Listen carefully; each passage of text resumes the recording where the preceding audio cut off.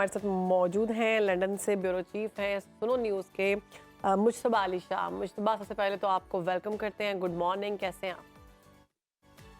Thank you so much. आपको भी good morning. Thank thank you. You.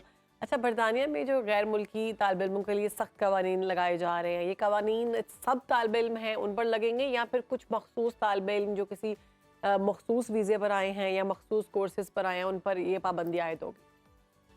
जी बिल्कुल, thank you so much Sherbano. ये जो बरतानिया ने जो नई कवानीन मुतारफ़ करवाए और जिनका प्रॉपर उन्होंने लागू कर दिया, स्टार्ट हो चुके हैं 1 जनवरी से। अब वो जितने भी जो तलबा हैं, जो जो फ्रेश कोर्सेज़ के लिए आए हैं, उन पे ये पाबंदियाँ होंगी। हम्म। और चूँकि बहुत ज़्यादा तलबा यहाँ बरतानिया में आ गए, जिसकी वजह से काफ़ी ज़्यादा मसाइल का सामना भी करना पड़ रहा है, तलबा को भी और बरतानवी गवर्नमेंट को। इस वजह से उन्होंने इन पे पाबंदियाँ लगा दी हैं, जो सख्त तरीन पाबंदी है।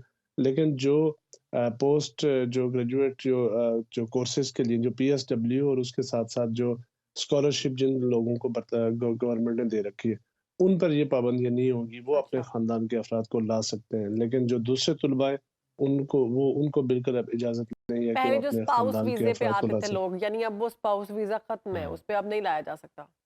नहीं, उस पे अब आप नहीं ला सकते, उसके लिए जो सख्त कवानीन मुतारफ़ करवाए थे इन्होंने लास्ट ईयर, लेकिन अभी जनवरी 2024 से उस पे अमल दरामद भी शुरू कर दिया है। अच्छा मुश्तबा ये कहिएगा कि वहाँ पे आपने ऑब्वियसली राय ली होगी लोगों की, तो क्या लगता है अगर स्टूडेंट से आपकी कोई बात हुई हो, ऐसी पाबंदियों के बाद अब वो किसी और मुल्क को तरजीह देंगे? बिल्कुल, जितने भी तलबा हमने यहाँ पर उनसे बात भी होती है, हमने उनसे बात वो खुद भी जो तलबा हैं, वो इस परेशानी का शिकार हैं कि उनका यहाँ पर फ्यूचर काफ़ी हद तक उनको नज़र आ रहा है कि तारीख है, वो फ्यूचर में जो जिस तरह एक पहले प्रोसेस होते थे, वो अब नहीं होंगे। और हम्म। यहाँ पर एजुकेशन मस्ट कर दी गई है, काम की इजाज़त नहीं है, 20 आवर्स से ऊपर स्टूडेंट्स काम नहीं कर सकते। जिन जगहों पे वो काम के लिए जाते हैं, उनको काम नहीं मिलता और हम्म। बड़ी मुश्किलात और इस वक़्त परेशानी का आलम है।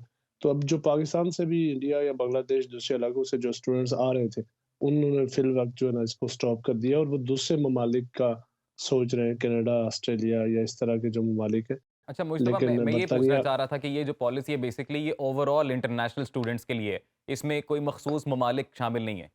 जी, जी, बिल्कुल ये मोस्टली एशियंस आते थे, इंडिया, हम्म। पाकिस्तान, बांग्लादेश राइट। और यहाँ के लोग, लेकिन ये सबके लिए है, किसी एक मुल्क को इसमें टारगेट नहीं किया गया बल्कि ये सबके लिए, ऑल इंटरनेशनल अच्छा स्टूडेंट्स मुश्तबा, के लिए। लोग भारी भरकम पैसा देकर अपनी जायदादों को बेचकर यूके जाते थे कि वहाँ जाएंगे तो हालात बेहतर होंगे, मामलात बेहतर होंगे। उसके बाद फिर असाइलम अप्लाई करते थे और असाइलम के बारे में पता चला है कि बड़े सख्त कवानीन सामने आ गए हैं। आप किसी और जजीरे में भेज देते हैं, अगर आप असाइलम अप्लाई करते हैं तो वहाँ पर आप इतने ही कमा सकते हैं कि जिससे आपकी सिर्फ अपनी ज़रूरियात ज़िंदगी पूरी होती हैं। और ये जो ख़ानदान को बुलाने के लिए जो उजरत में इजाफा किया गया है, ये बहुत ज़्यादा है, यानी 26,000 पाउंड से 39,000 हुँ। पाउंड तक कर दिया गया।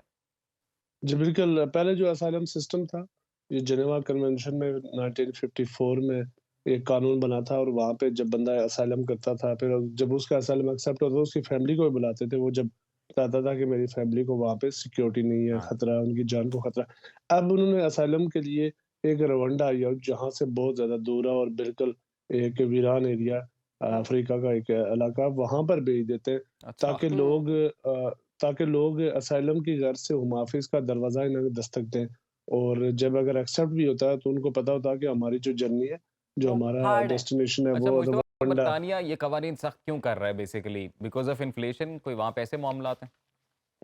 असल में मैं आपको बताऊँ 2022 और 2023 के दरमियान मिलियंस में जो स्टूडेंट्स यहाँ पर आए और इनका जो नेशनल डाटा सिस्टम है, उसने भी अपने अवाम को खबरदार किया कि बहुत ज़्यादा इमिग्रेंट्स यहाँ पे आ गए और हुँ। जितने भी थे लोग जो इंडिया, पाकिस्तान से स्टूडेंट्स आए, उन्होंने यहाँ पे आके जॉब्स पे ऑक्यूपाई कर लिया।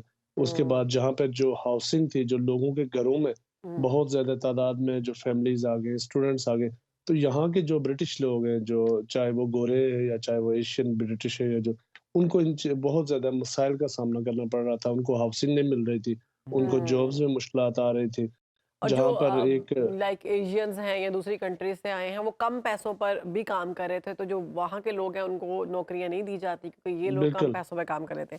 तो हम एक तरफ और तो देख इसी रहे हैं कि वजह से बरतानिया की जानिब से गैर मुल्कियों पर पाबंदी लगाई जा रही है, दूसरी तरफ सऊदी अरेबिया, मुत्तहिदा अरब अमारात, कुवैत, बहरीन, कतर और ओमान के शहरियों के लिए मुफ्त वीज़ा सर्विस का ऐलान किया गया है।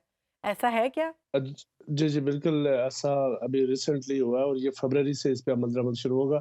और जो बरतानिया की गवर्नमेंट है उनका यही कहना है कि इलेक्ट्रॉनिक ट्रैवल परमिट सिस्टम पर ये जो ममालिक हैं ये मुंतकिल हो जाएँगे हुँ, और उसके बाद ये लोग यहाँ पर बरतानिया में आएँ, यहाँ पे विज़िट वीज़े पे आएँ, यहाँ की बरतानिया की सकाफ़त को देखें। हमारे लोग वहाँ सकाफ़त को देखने जाते हैं, तो एक दोस्ती के रिश्ते को भी बढ़ा रहे हैं और चूँकि ये जो ममालिक है ये इलेक्ट्रॉनिक ट्रैवल परमिट सिस्टम पर आ जाएँगे तो बरतानिया ये समझता है कि ये लोग हमारे लिए फ़ायदेमंद है और ये यहाँ पे आएँ, विज़िट करें और वापस चले जाएँ।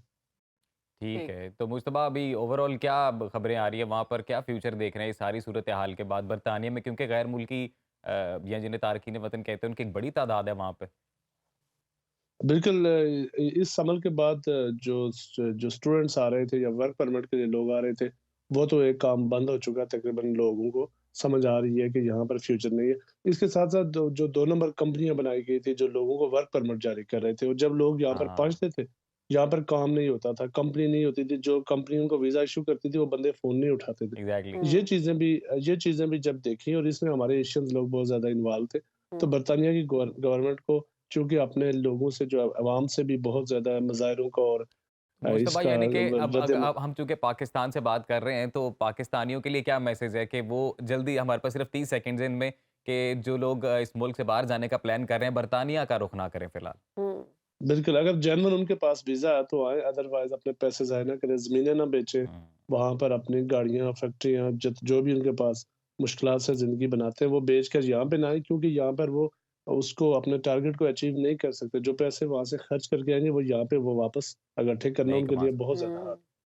बहुत शुक्रिया ठीक है। मुज्तबा, आपने सुनो पाकिस्तान को वक़्त दिया और ये शहर बानो पे बात है। होगी ढोल सुहाने। हाँ, हर कोई कहता है हम बस यहाँ से वीज़ा लगवाएँ, यहाँ से बेच-बाच के और हमने 6 मंथ्स के अंदर हमने पता नहीं वहाँ पे जाकर लैंडलॉर्ड बन जाना है और पता नहीं कौन-सा बड़ा बिज़नेसमैन बन के हमने पाकिस्तान में भी बिज़नेस और यहाँ पर भी नहरें लगा देनी है, तो ऐसा नहीं है। वहाँ पे हालात भी बहुत मुश्किल हैं। जो लोग स्टूडेंट्स गए हैं, वो पीछे इतना ज़्यादा उनके ऊपर बर्डन है कि बिल्कुल, वो इतने वो पैसे वहाँ उधार पे लेकर या अपनी बेच कर गए बिल्कुल, हैं अपनी जायदादें। लाइफ़ को अफ़ोर्ड करने के चक्कर में वो लोग इतना नहीं कमा पाते कि पीछे भी भेज पीछे भी सकें। भेजे तो वहाँ पे यहाँ भी और पर हम ये समझते हैं कि जो पाकिस्तान में लोग हैं वहाँ पे वो बहुत एंजॉय कर रहे हैं और बहुत सारे लोग तो वो अपनी बहन भाइयों को या फैमिलीज को फरमाइशों की लंबी लंबी लिस्टें पकड़ा देते हैं, तो उनसे भी ये है कि जरा लिस्टों पर कंट्रोल करें। हर वक्त बाखबर रहना वक्त का तकाजा है, बर वक्त बाखबर रखना हमारा फरीजा है। अभी सुनो न्यूज़ के YouTube चैनल को करें सब्सक्राइब, बेल आइकन पर करें क्लिक और मुल्की और गैर मुल्की खबरों से रहें बाखबर, यकीन के साथ।